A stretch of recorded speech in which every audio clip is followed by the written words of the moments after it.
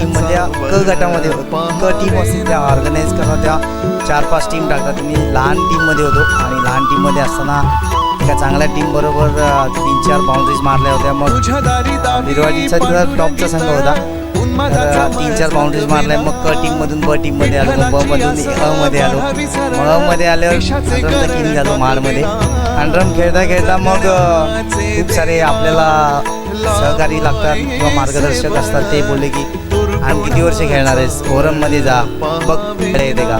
मला एवढं वाटलं नव्हतं की फोरम खेळता खेळता फोरम पण एवढं नाव होईल माझं खेळ. देवाची पाय त्यामध्ये माझ्या मागे की एवढं मोठं क्रिकेट खेळायला मिळालं आणि डिंगडॉंगची कॅप्टनशिप मिळाली. 15-1 वर्ष कॅप्टनशिप करता 15 वर्ष कॅप्टनशिप करता करता सगळे टायटल जिंकलो होतो. एक सुप्रीमो टायटल जिंकलं नव्हतं. त्यांना वाटत होतं की डिंगडॉंगच सुप्रीमो मारतात आणि तसंच झालं. अगदी सेमीफायनल आणि फायनलसुद्धा वन साईड झाली.